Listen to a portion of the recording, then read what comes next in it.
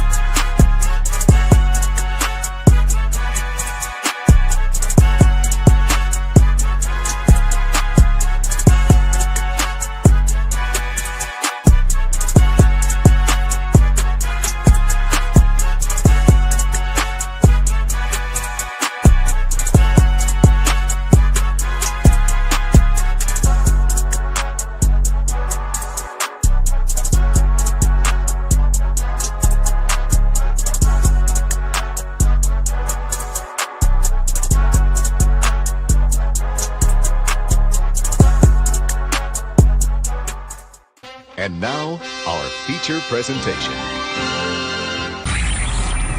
You are watching a master at work. Go get some! What's good, fellas? My name is Rafael Chacin, and welcome to another episode of the Combat Club, because in this club, we're born to fight anytime, anywhere, anyone.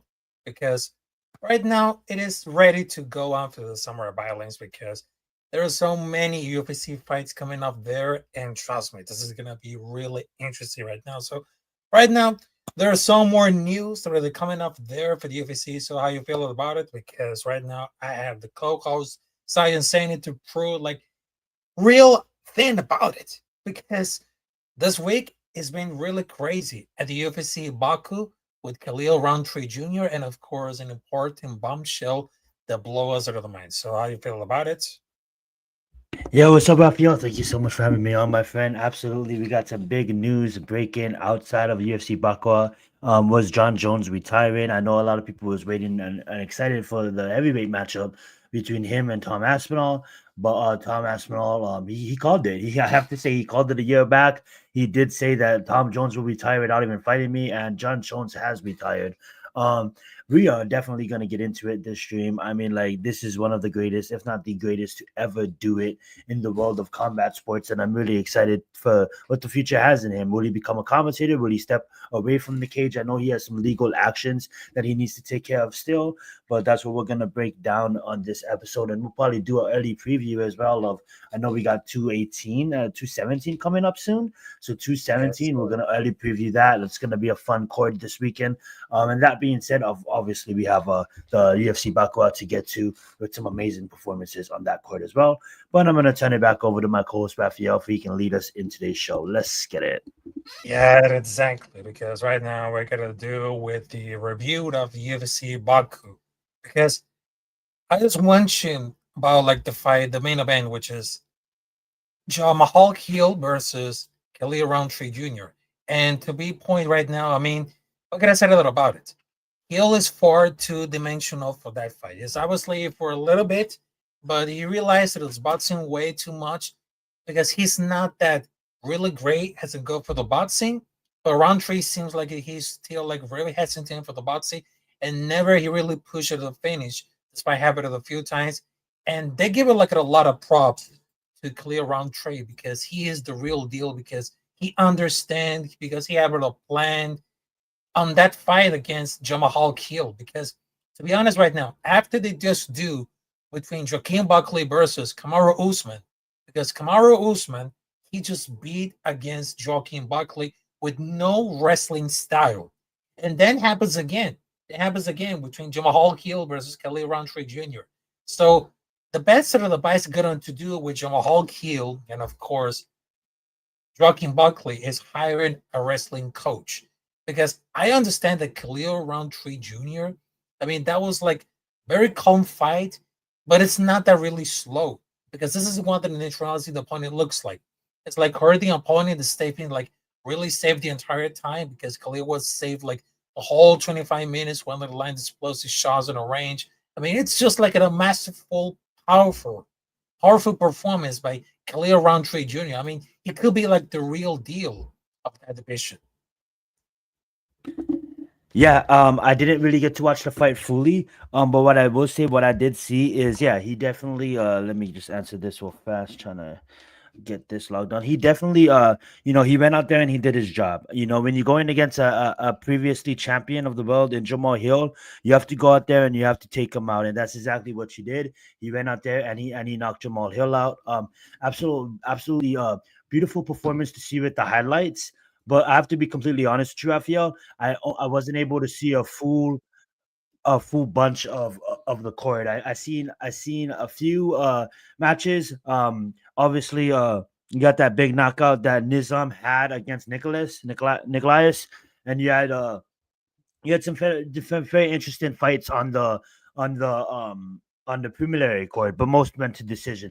That being said, I am super excited about the future has in store for Khalil Roundtree because of the fact that he is a game opponent. He is clearly gonna be now after obviously that loss against that ex champion, but he proved it against Jamal Hill that he is game and he is gonna be certainly one to stay on top of this division. I mean, like you gotta take lightly. He only lost in recent matchups the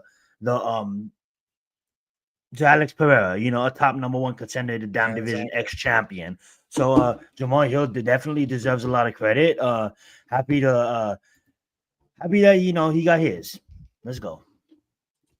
Yeah, I mean, you got it right. You got it right. But I mean, respectfully about because well, after that fight, I mean, Jamal Hill he just criticized Roundtree for like avoiding this chance for the post fight, but I just feel like yeah, it's not gonna really happen. But Khalil, I mean, they're both exactly because they have the super athletic. Because I understand that if they had to do like now it's probably humble like at a few fights or a few ago, but I know that he knocked him twice. I mean, he destroyed the leg, Ritual body just seemingly tore the hearing apart. Because I understand because the skills and technique for Khalil Roundtree Jr., I mean, it's also having a cabinet loss on this one. But would you remember like the fight between Alice Pereira versus Khalil Roundtree Jr. because that was like 8 months ago. But it looks Khalil like a Roundtree did win both yeah, first two of those yeah, rounds. I'm sorry. yeah, I know. Because it's like there's something because if you saw like between Alice Pereira versus Khalil Roundtree Jr., I mean, that's one of the most brutal rounds that I ever see. I mean, there has really toughness, but he looks very incredible. If you look at exactly with a fast cover, insanely powerful. Just came out with a little short that had to change. But I know that it's gonna be like a really insanity. But he just went out the swinging that before designer. I mean, they just became something like this one. I mean, they got a lot of props to do between for the fight, and that's why Khalil Roundtree Jr. became one of those greatest ones. But he needs to like really understand when it comes to like for the debation. I mean, he just brought like a hell of a challenge it going up there. But I know that it gives like a bonus because he probably that's what shit with about. Because if he comes back really better, the Reds will cover and keep it like a notch for the championship. Yeah, absolutely, man. Was a fun court to watch. He definitely is going to be game for a title shot if he keeps up his winning streak, and I am super excited about the future. Um, Before we get into a fast preview of UFC 317, we're probably going to double it up this week. I would say, Raphael, you probably want to preview the show again on Thursday night, so we won't probably take two for running it down because we'll probably do a full court breakdown on UFC 317 final prediction episode of the Combat Club before Saturday. But we do have a really big court with Leah Taboria versus Charles Oliveira for the vacant lightweight champion of the world. Yes, you heard that correctly. Islam has moved up. He's going to be fighting Jack Delamenia for the title at welterweight, which leaves Ilya versus Charles Oliveira for the lightweight champion of the world.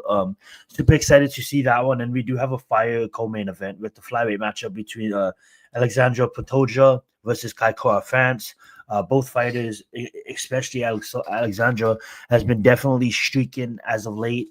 Kaikora France himself is, he did lose back-to-back against Brandon Moreno and Amir Albazi, some of the two best in the division. But before that, he got streaky against Cody and Ascor, and he just comes off that big KO knockout against one of the top opponents in the division, and Steve Ercek. So I in the flyweight division, you go and you beat a big name like that, a top name like that, you immediately, you're in line for a damn title shot, and that's what you got in this one against the champion Alexander Pantoja. Before you move on to the other fights on this card, and we are gonna do a full breakdown, on a later on in the week. But I just want to hear your first thoughts on the matchup this weekend between Ilya versus Charles, and then actually we saved that one between Alexandra versus Kai France, and then we'll move into the Ilya Tafoya versus Charles Oliveira. I know we have a lot of fun matchups with Money Wakano on this court, with Josh Van on this court, with Jack Hermanson on this court. I mean, like, this court's loaded. With Damas, even in the early prelims, but we're gonna probably cover a lot of those on Thursday. Let's just get that two final court matchup previews with Alexandra versus Kai France. Go ahead, Rafael. All right, so to be honest, right now we're training for the fight between Alexandra Pantoja versus Kai France, because I understand, because it's gonna be a really excited. And I know that isn't the worst to be trained for the co-main event, but I really understand that will never change it at all, because I understand that Kai doesn't train with Craig Jones, but he really takes a takedown defense, but they really worry about what are the biggest tactics is giving up at the back for they try to break the log, that happen to go the fade. But I think the interesting part that Kai France has really improved his physical stats, because they did something upgrade about for the program. It's really the skill of Pantoja versus the brash physicality of Kai. And when you see the knockout against Steve Ercek is very impressive, because Ercek was a good favorite thanks to Pantoja's fight. And I think this will reach the championship rounds, neither find it to reach and early perhaps going over to this one. So Pantoja has very multiple close fights. It already swallowed the division, because I would be really surprised if Kai France is gonna be to get the W, because he has what are those best in that division. Because not sure it's gonna be because he managed to stop Ascaro's takedowns. It could be a really decent. He can give the fight standing. So he really does have it to really change at all. Because I know this is gonna make wake it a war, but it hopes it's not gonna be raw. It's gonna be a really boring. But I think that Kai is very small to stop and talk from all the grappling exchange. So that's one of the worry about everything. Absolutely, facts. I don't know, man. I have to go at Pantoja on this one. I don't know if I'm gonna change my decision throughout the week, but I feel I laid out some good points. Champion is just in my belief, just a better fighter. Kai France can go out there and have an amazing night and have a knockout. You know what I'm saying? He can have his moment. But when you really put the skill to skill on paper, I just think all around Pantoja is the better fighter. And that's why if I had to lay money on this fight, it will be with the champion. It doesn't mean that Kai France can come out there and clip him in the second. But we've seen the Pantoja, he's durable and he knows how to ride through the storms, and he's the champion for a reason. Moving on to this fast preview of Ilya Taporia versus Charles Oliveira. If Ilya wins this championship, it's gonna be the same kind of era of feeling that we just seen in recent years with Conor McGregor. I mean, Conor McGregor got double status at the age of 28. Conor McGregor was still undefeated in the UFC when he got double status at early age. And if you look at the champion of the featherweight moving up, vacating and coming up, bringing his 16-0 record with him, we've seen this in recent years. Didn't go to the champion's favor in Izzy. When Izzy moved up with that undefeated record and he went against Bohakovic, that didn't end so good. Charles Oliveira is going to be the best grappler / BJJ practitioner that he ever seen, and this is going to be one of his toughest matchups. It's one thing going and knocking out Volk and knocking out Max, but Oliveira can swing just as good as both of them, and his ground game is better than both of them. but it'd be foolish of me to count out Ilya with what Ilya has done in his MMA career. And I do truly believe that we will see Ilya get crowned as double champion. And when this guy puts his mind to something, he puts his mind to something. This guy dropped out of high school to fight professionally. And damn, he made a career out of it. So will we see 17-0 I feel, or is Charles Oliveira getting it done? What's your thoughts? I mean, between for like this one, I mean, suddenly, I mean, Alexander Pantoja, they just win like at a 4 round see it somehow because it really matters because somehow that it goes to like from number 10 to number 11. But I feel like they have the more possibility to go for the like this one. I mean, some people that say there's no hybrid of this fight, it's gonna get what is done. I mean, there is like a few persons who live it off of this one because if you see like Alexander Pantoja last performance, he was very ambitious, confident, point. I mean, Kai Kara France is just like an improvement for the last performance, but Pantoja is evolving like at another level. I mean, he just got like invincibility right now, but he doesn't want it to move like it definitely a possibility. But in his current state, he looks really unbeatable. But both fighters they improved like very much after the first bout, but they're never gonna estimate Pantoja. I mean, after the shots that it took like Asakura, they will not counting him, even though that other prediction is gonna be like really different. But it's something that had to go for like somehow they had to the boost from there because it's kind of like it really settled it off because they have the more immediately we share that in the nation and we have to go for the like the stand up. Well said, well said. You want to move on to that main topic at hand? You want to move on to talking about the king, the best to ever do it, Yes. himself, and John Jones? Go right ahead. You can host this, my friend. Let's get it.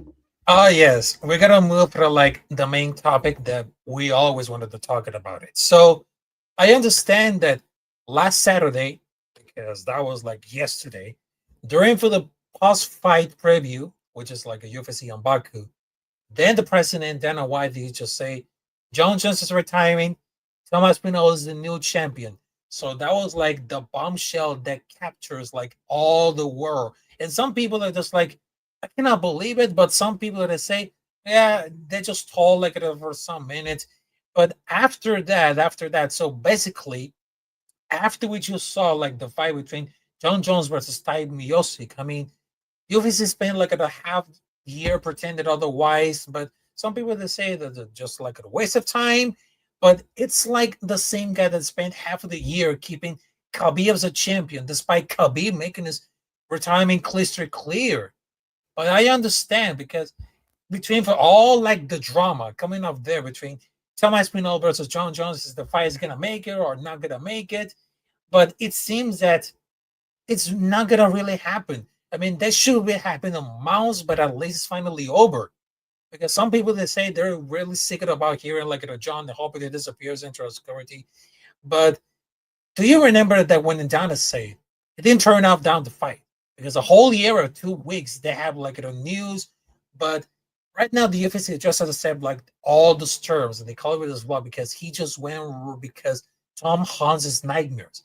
I know he's gonna be like really flying like for the minute, and there's like nothing can really stop it. I mean, John's biggest nightmare was to lose at a single fight, but I'm very sure that he will never handle it. I mean, just like at a crash out, like at a McGregor. But his legacy as one of those greatest of all time at the UFC will be undeniable.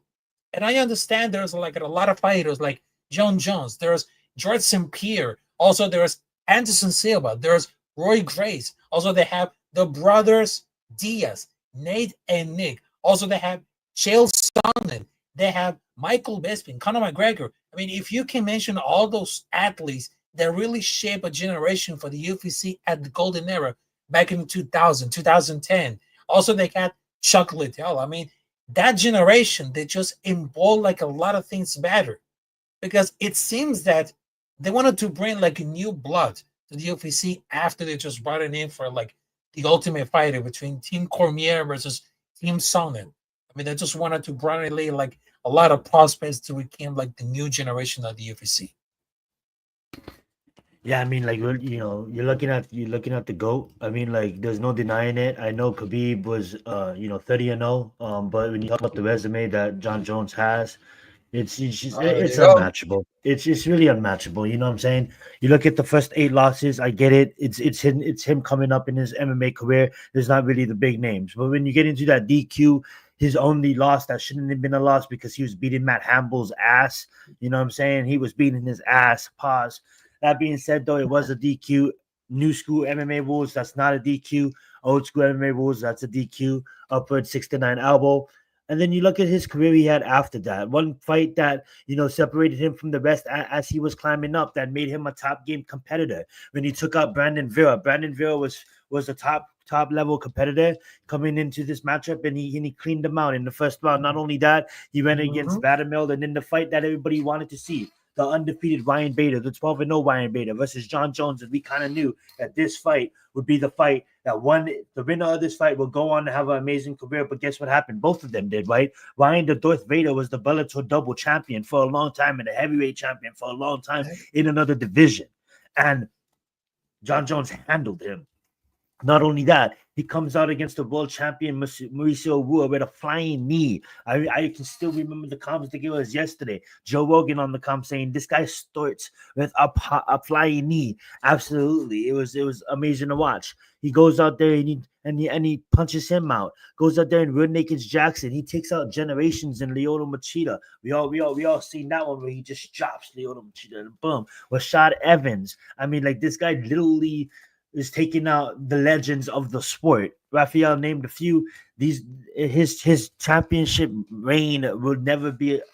I mean, like we don't know if it will ever be touched. That's how legend defying it is. He goes out there, takes out Vitor Belfort, Chael Sonnen, Alexander Constantine that he didn't even train for the fight.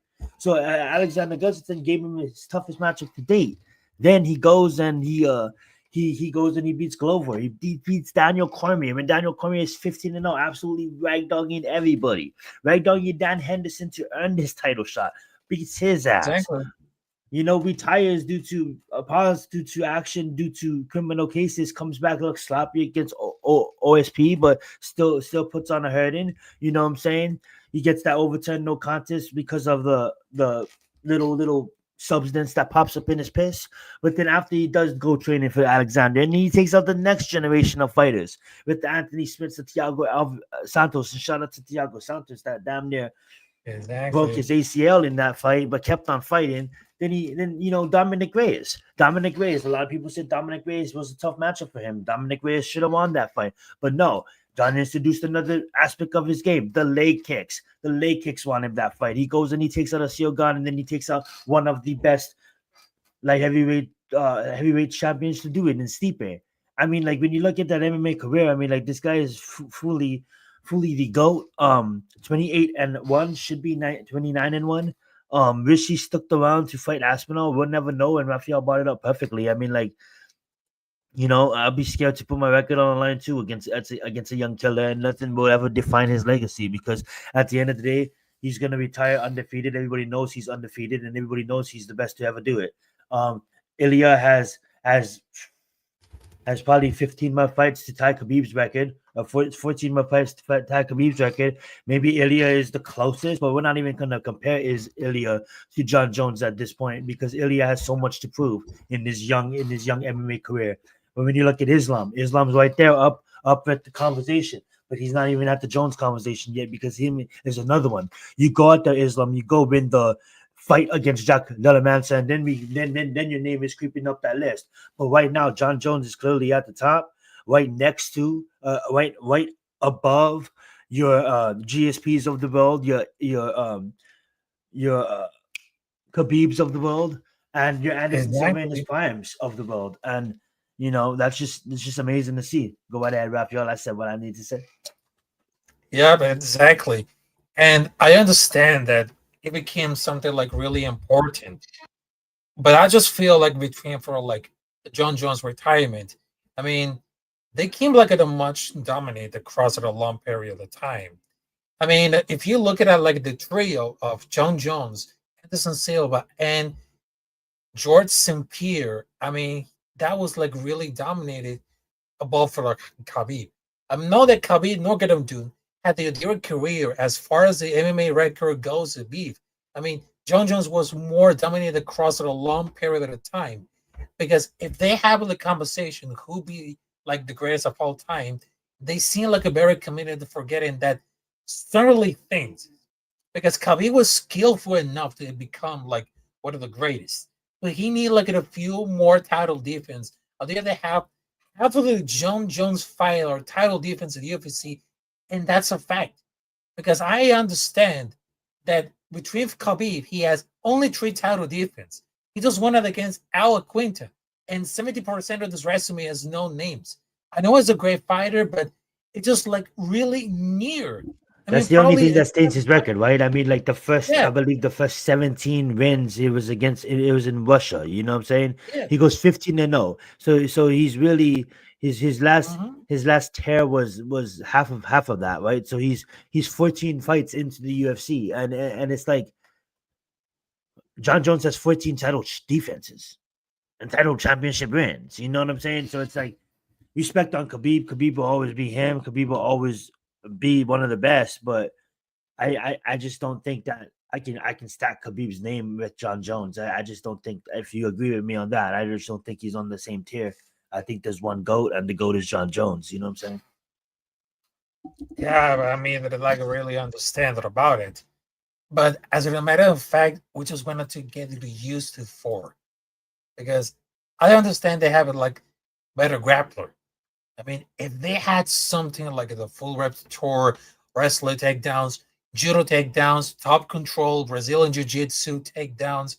I mean, if you had Khabib Nurmagomedov, he's basically one of the greatest grappler in the UFC history because he had the full repertoire and also for submissions. He was very great at positioning, great in scrambles, great at fusing striking with grappling.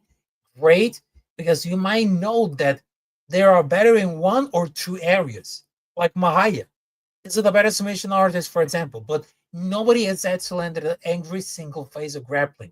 Only Khabib knows about it because we're training for the lower weight divisions or more competitive. No one would did what Khabib was managed to do.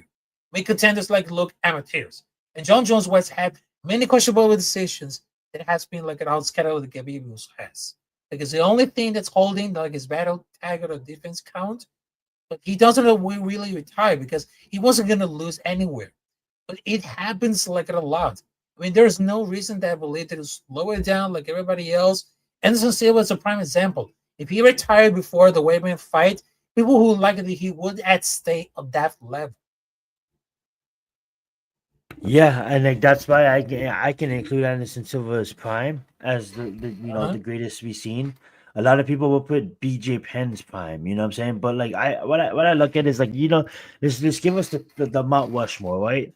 And honestly, my Mount Rushmore might be a little bit different than most, but my Mount Rushmore will obviously probably be the same.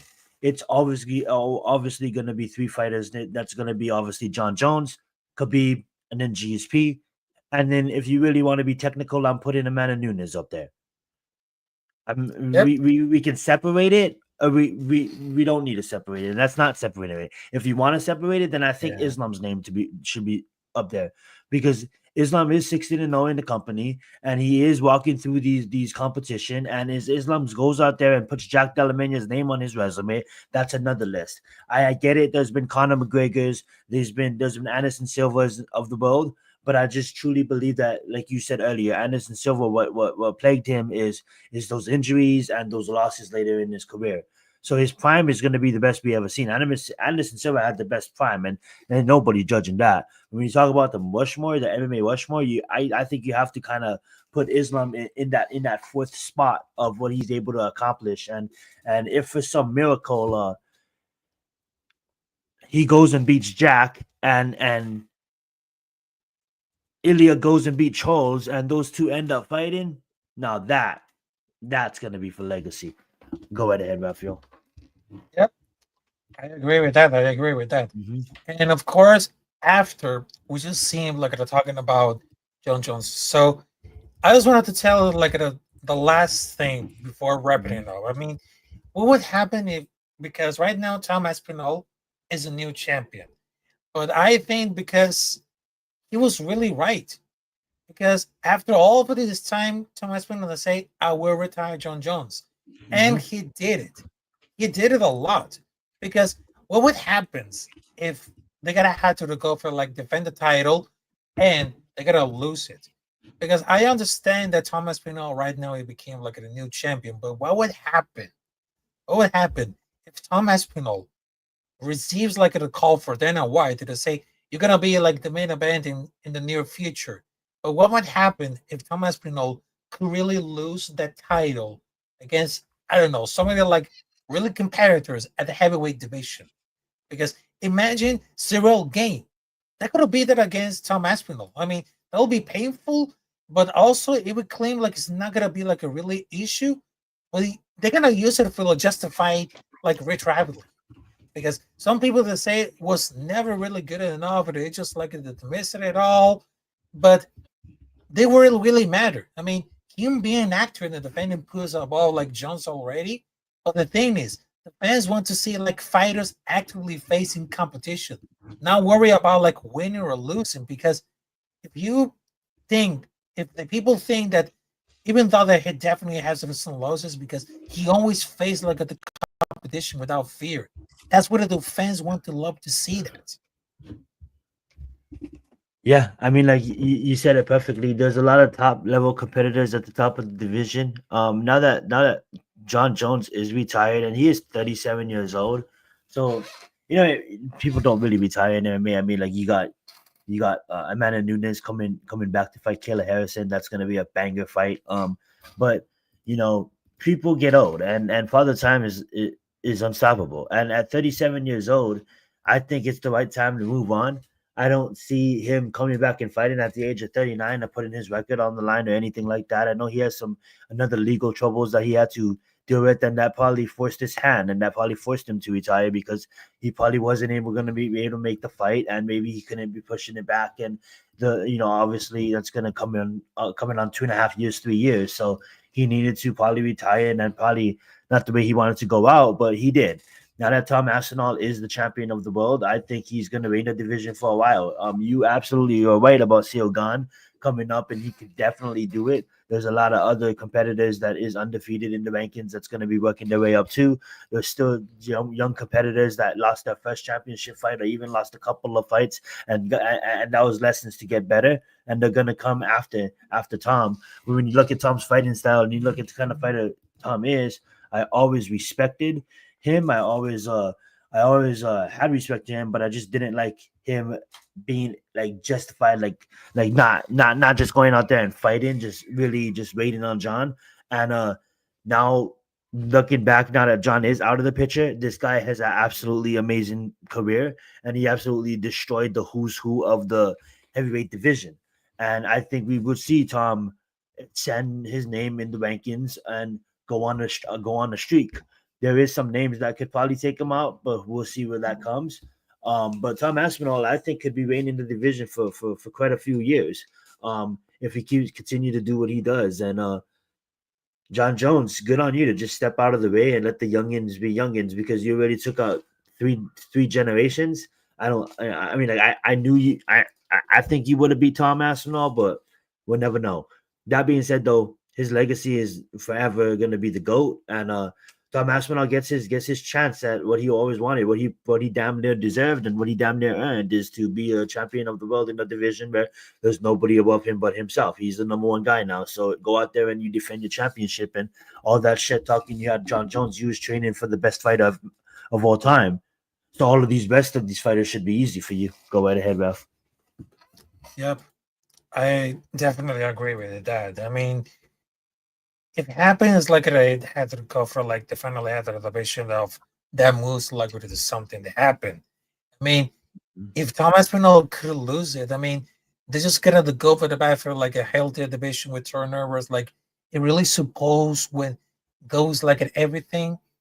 But I understand that's what I'm trying to like to move on and give like a, something like a division coming up there, and I really understand for.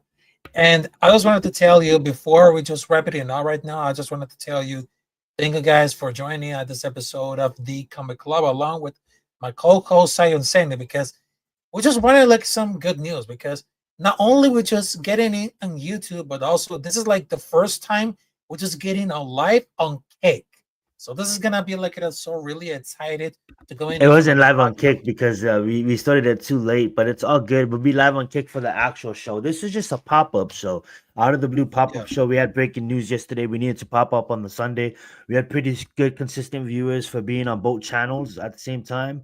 But yeah, stay tuned. Our Thursday's show, we're gonna preview 317 fully. Didn't mean to just hog the mic and take the mic from you. Go right ahead, my brother.